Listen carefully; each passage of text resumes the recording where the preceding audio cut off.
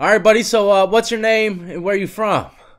My name's Bill Stacks, and I'm from Bristol, Connecticut. Bristol, Connecticut. I think I've only had one person on from Connecticut, man. Yeah, Pretty good story though. Spanish cat. But all right, so you've done time. Obviously, you're on lockdown 23 and 1. yeah. Just in Connecticut or some other state? What's going No, on just there? Connecticut. Okay. Just state time. Okay. And well, what sent you to the pen and about how long did you do? Well, I mean, I've been to prison a bunch of different times. I've been arrested 26 times. Jesus. Yeah, man.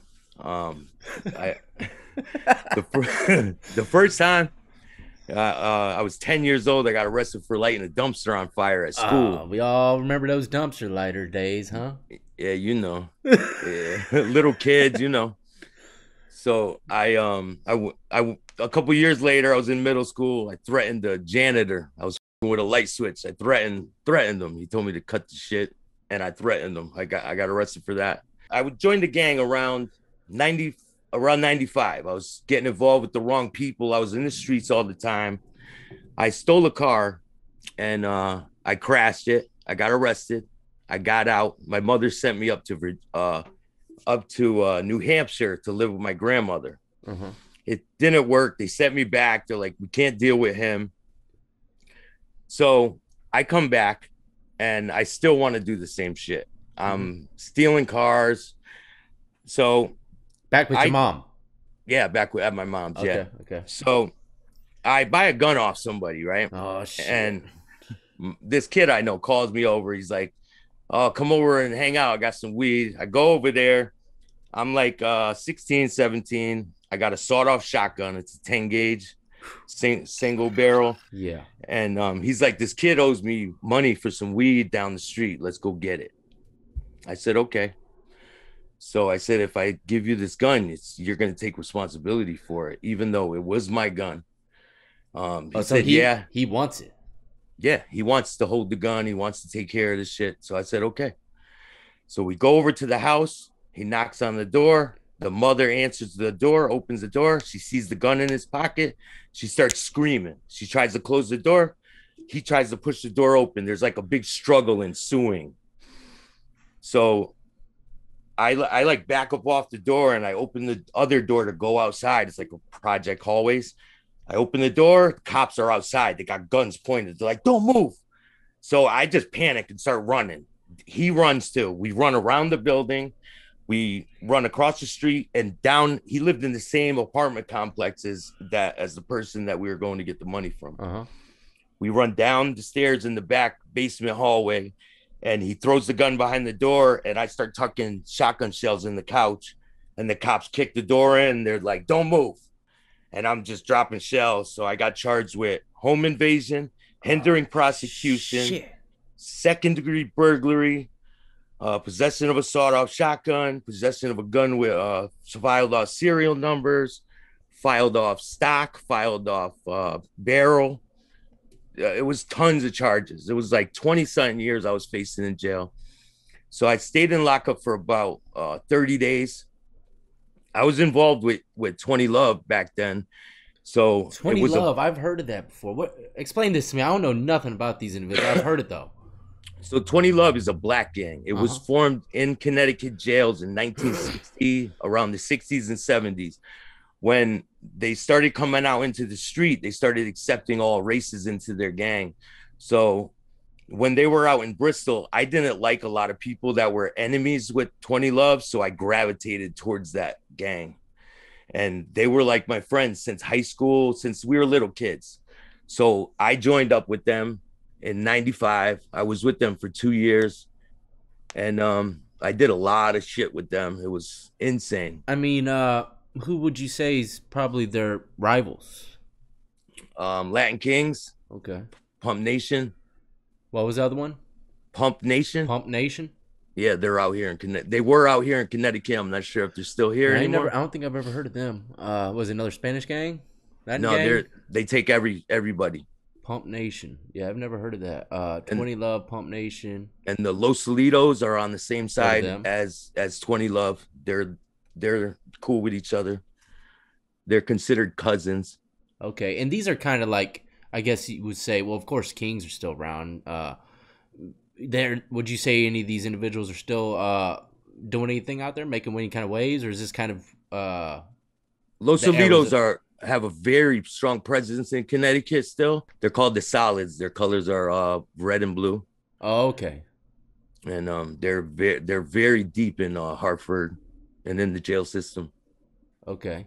But 20 Love and all that stuff's pretty much phased out. It's phased out. Pump Nation pretty much phased out. I haven't heard of them since the late 90s.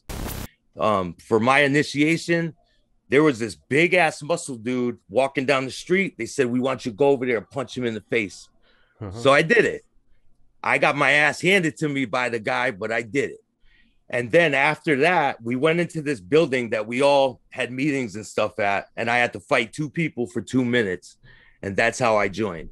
So if you cause an infraction within the gang, they give you a bounce, it's called. They tell you to put your hands up against the wall over your head. And there's 2 people in back of you on each side of you and back of you. And they start the clock at 20 seconds.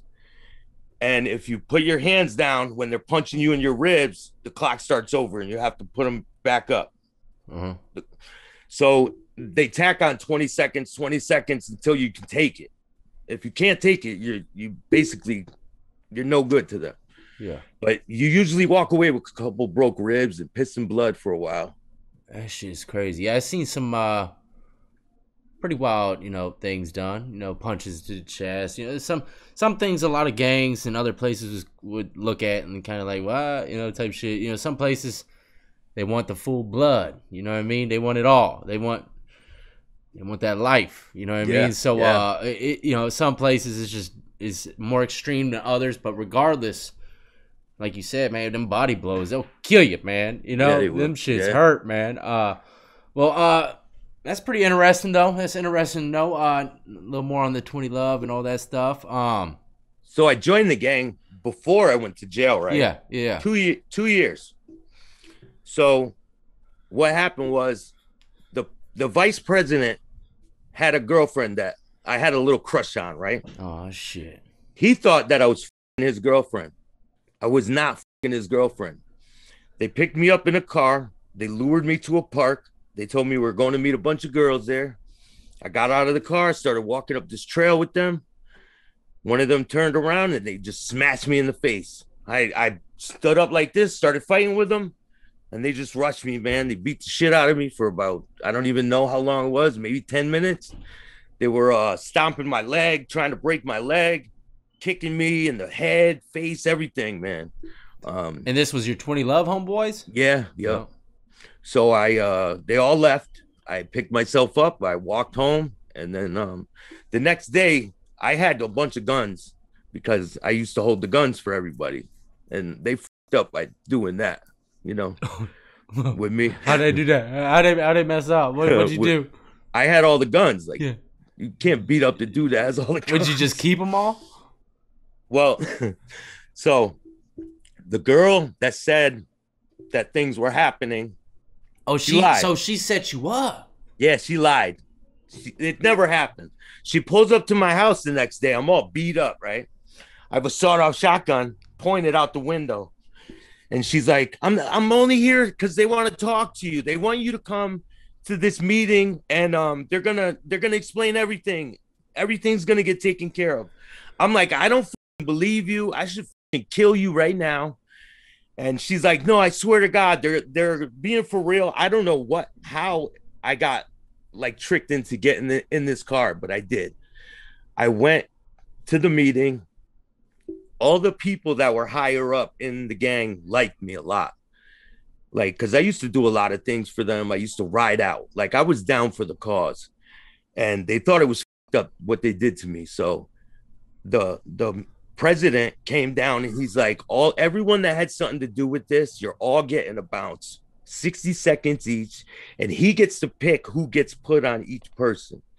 So I got to pick who bounced each other. So I made them make it hurt. You know what I mean?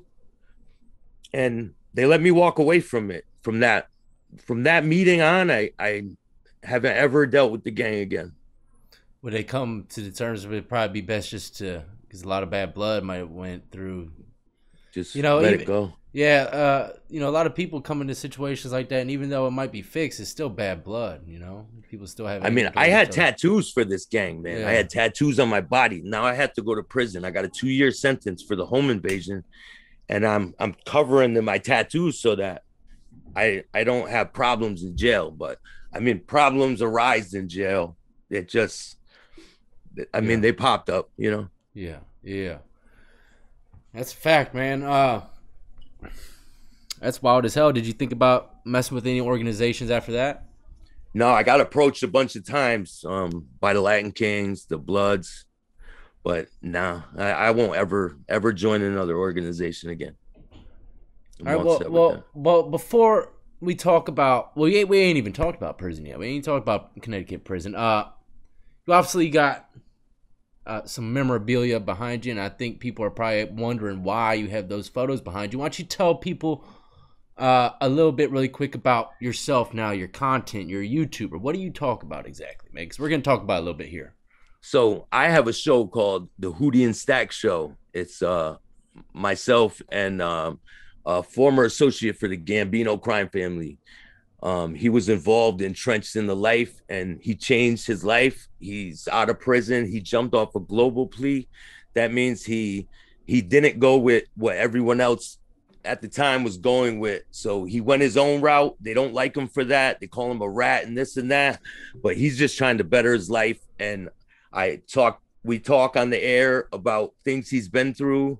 And we try to help people that are going to go to prison or they want to change their life. And we're just giving them stories that we've been through Well, together. why do they call him Rat? Did he do any kind of paperwork on anyone? Did he testify on anyone? No, but when you jump off a global plea, they call it no good if you're involved with people like that. So what exactly is this global plea? Break it down. I've never heard of this before. Well, I'm not really too familiar with the global plea and all that because I never been to federal prison. Oh, okay, so it's federal. Yeah, Okay. it's federal indictments with the organized crime and all that. Like I have no experience when it comes to that type of thing. Well, let's jump into Connecticut prison for a little bit. All right. So I get arrested for the stolen car. And then I get arrested for the home invasion. So I got to do 24 months. I got a paid lawyer and all that. They send me to Hartford YO block. I'm a skinny white kid. I don't know people there. I'm from Bristol, so it's Hartford, New Haven, Bridgeport. They don't have you know how they call it a car, like Yeah. they have this car and that. They don't have that in Connecticut. It's everywhere for themselves to throw them in there. And back then it was wild. Like from Hartford, I went to Little Cheshire. And I walk into the cell in Little Cheshire and they say, we're going to kill the white boy in 6th cell. And I'm like thinking, fuck, I'm in 6th cell. And I'm like, and my bunky's black. Oh, yeah. So I start sharpening a toothbrush. Oh my I'm scared. God, dude. I'm scared, man. I'm scared at this This point. your first week or what? No, this is my first night. Oh, And shit. like I was already in Hartford for a little while. Then they send you to Little Cheshire. It's a gladiator school. Even grown-ups were like, be prepared for this place. You're gonna get up. And they were right. So Cheshire. I'm surfing Little Cheshire. Little Cheshire. Cheshire. Yeah, Yeah, okay. Cheshire. Like the Cheshire cat. It's still around? Yeah, it's still Okay. operating. Okay. It's called MYI, Manson Youth Institution. Okay. So there's a big prison next door to it. And this is a level 4 prison. There's 3 wings in this jail. And the kids are anywhere from, I think, 13 years old to 24, I believe. I was there when I was 17 and I left when I was, I think, 18. When I turned 18, they sent me to the big prison because I got affiliated. But we'll get into that. Okay. But so they say, we're going to kill the white boy in 6th cell. I start sharpening a toothbrush. Yeah. So the door opens the next day to go to breakfast. And I'm looking at these dudes are huge. They're not like kids. and I'm older. I'm like 18, 17 at this time. And these kids are young. They're like 15, but they're like 6'4", like huge. Yeah. And I'm getting all these threats, and I grab my tray, and there's nowhere to sit because the COs rip off the seats. So when you got your tray, the lines come in and they pile in the seats, and then there's nowhere else for people to sit. So when I grabbed my tray, I just sat down. Some black kid comes up to me and he's like, "Get out of my seat," because there was nowhere else for him to sit down. And I'm like, "I'm not getting up. No." And I didn't know the whole, the codes of prison. Don't turn your back on someone. And that's what I said, no. And I turned my back on him and I started eating. And he hit me in the head with his tray. And then we started fighting. And it was a big melee in there. I go to SAG. Every time I get out of my cell and go back to general population, I'm fighting. Every single time I get out. Like, I wasn't even able to go to chow. I mean, was it like this for every white dude or what? It was worse for some other white people, man. I fought back. And eventually they slow down on you and then it stops. And then you have a smooth ride there. But if you come in there and you're a timid white dude, they're going to beat the shit out of you and you're going to pay them. Yeah. Unless you fight back. Yeah. Yeah. Yeah. I mean, that's a lot of establishments. You know what I mean? So yeah. I was in a visit one time with my mother. Uh-huh. I had a tattoo in jail. I got one done. It said outlaw on my arm right here. Uh-huh. I got it covered up since then. But so I'm sitting there, and the arms are like high up on the jumpsuit. Uh-huh. My mother goes, "What's that on your arm? Lift up your sleeve." I go, "Oh, nothing." God. I go, "Nothing. I'm behind the glass." She goes, "Lift up your goddamn sleeve." Mama, no, Mama, don't whip me. I'm like, no, I don't want to lift up my sleeve. She's like, "You think you're a fucking outlaw?"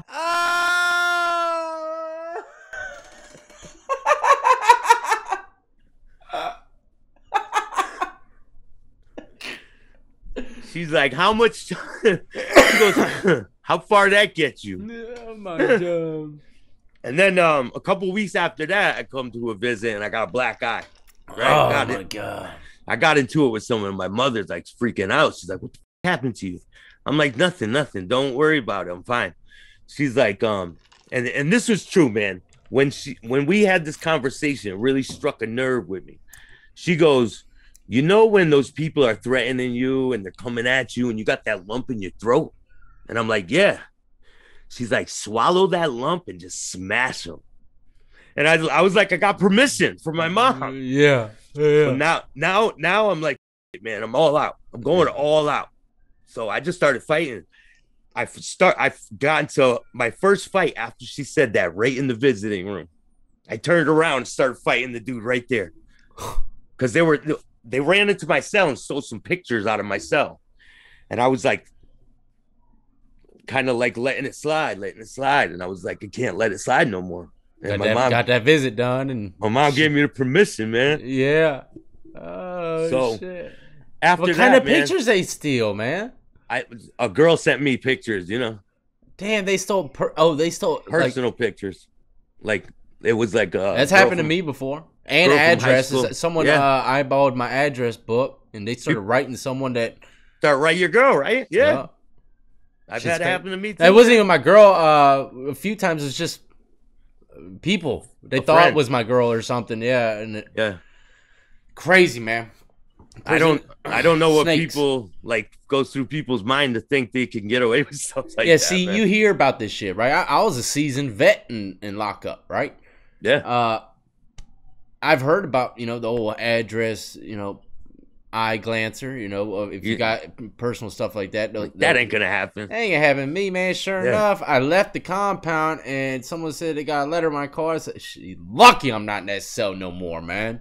You know what I mean? He's gone now. It was in reception and we dispersed, but he has all the personal information that I had in that book, man. You know what I mean? So it was crazy, but it's believable.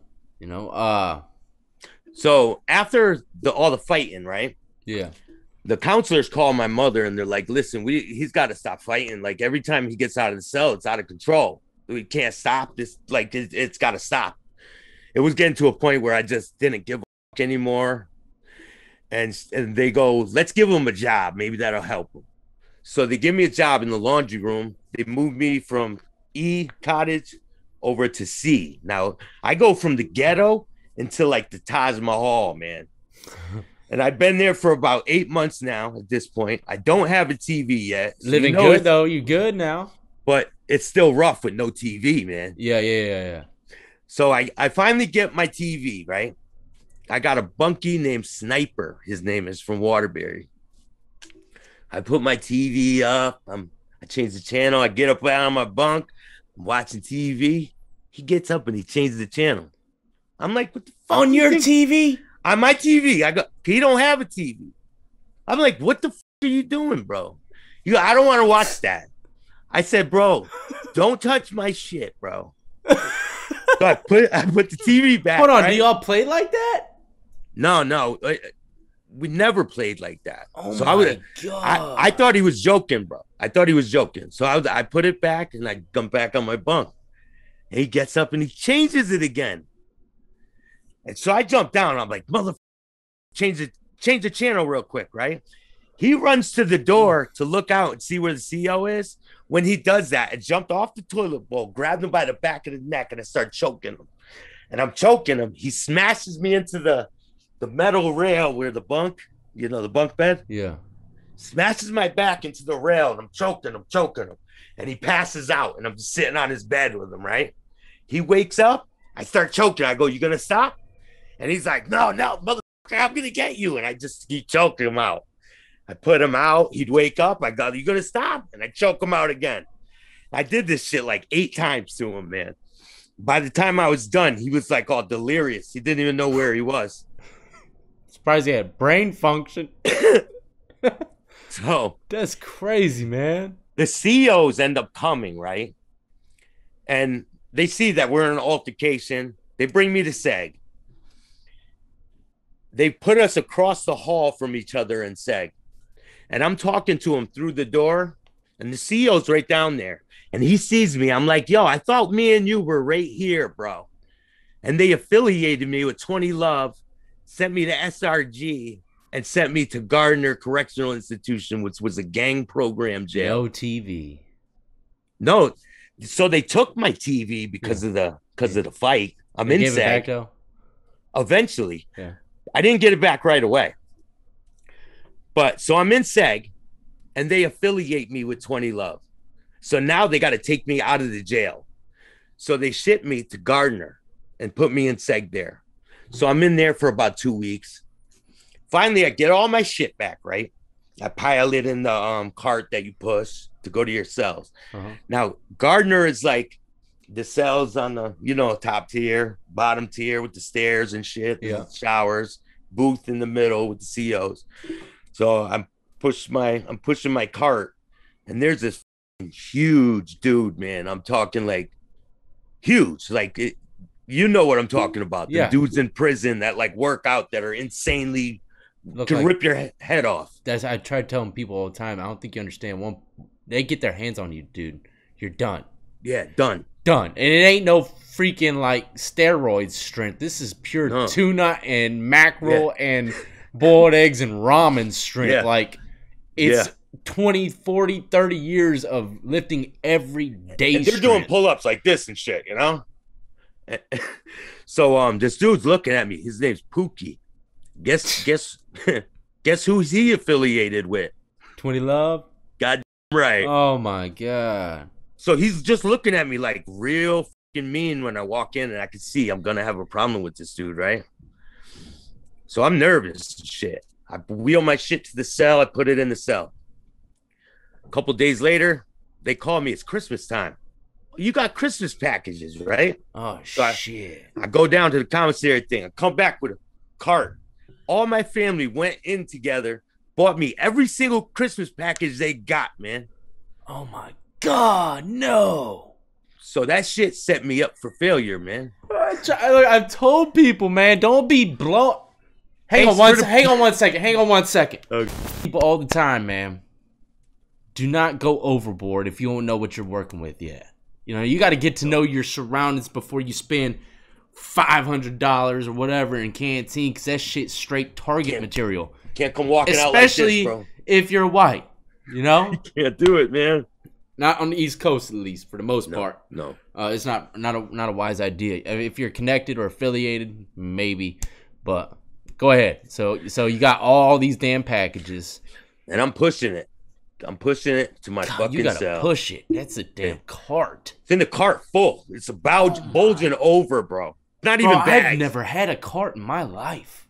I've had 2 bags. I've never had a cart. Talking like these were boxes full of summer sausages, cheeses, powdered creamer, all kinds of shit, man, that you don't get on commissary. So this is like gold to them. They're looking at me like dollar signs, right? And I'm like, I'm not giving a thing up, man. And by this time, I'm a big dude. I'm getting bigger as I go. I'm working out and shit. So I'm putting my shit in my cell.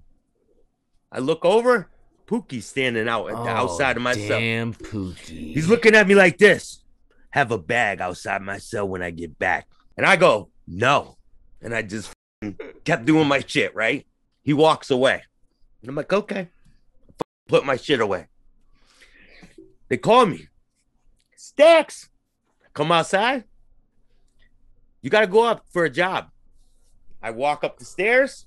Who's in the fucking Sallyport door? Pookie.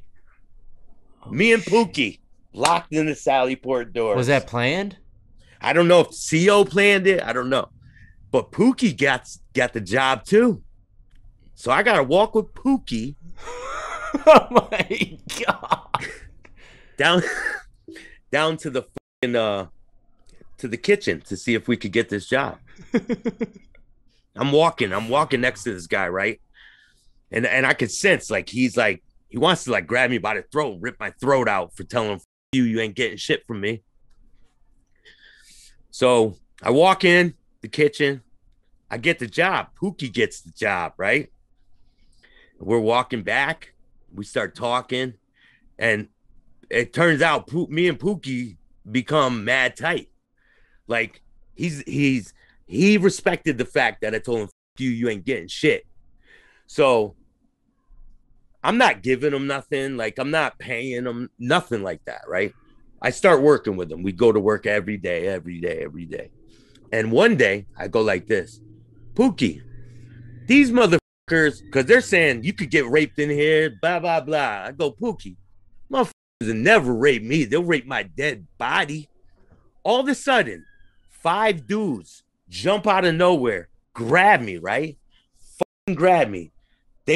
I couldn't even move, man. Dudes on each arm, each leg, I could not move.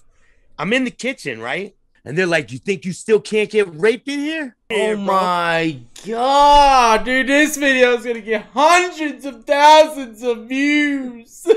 Bro, they let me go, bro, right? So they're just messing around with you a little bit? Pookie was with me, man. Me and Pookie started cooking every night together, and I told him about the whole gang situation, and Pookie had my back, man. Like, I wrote him after I left, everything. He got life. He's in jail for life, so he's never coming home. Pookie, man, he sounds scary but cool at the same time. He was cool, man. So we have to walk single file to go to the chow hall. And this kid is in the same block as me, a white kid. He gets a tattoo on his arm. It says Thug Life, right? He tattoos himself. Shit. So we're walking to go eat chow. And the CEO is walking besides him. And he goes, oh, you got a Thug Life tattoo, huh? You just got out of SEG. You're a thug, huh? The inmate looks at this guard. He grabs him by the face and bit his cheek, bit a chunk of it off, spit it at him. And what do you think of me now? And he had blood all over his face. People are like, what the f-? And we're locked in this hallway with all these inmates and the guards on the ground screaming. So all the guards come rushing in, mace everybody, bring us back to the cell. This dude gets outside charges. The guard's gone. So shit like that would happen like a lot in this jail. It was a lot of violent, pretty scary shit that happened, man. Yeah. You know, sometimes I do interviews, and I ain't gonna lie. Some of them are a little repetitive, but some people they have some good stories, man. And you got some good ones, man. I've been telling you for months, man. Yeah, yeah. I apologize. There's so many people trying to get on here, man. I don't do I know. interviews as much as I used to, so luckily you got up in here, man. Thank God. Tell the people, man, where they can find you, man. And I'm gonna keep everything linked and pinned in the comment section, ladies and gentlemen, for y'all to go check them out. Yeah, you can find me at youtube.com/chatting with Stacks. It's CHATTIN with WHITH, and you can go to my Instagram. It's Bill Stacks 2021. And I want to give a shout out to Hootie282. That's my boy right there, man.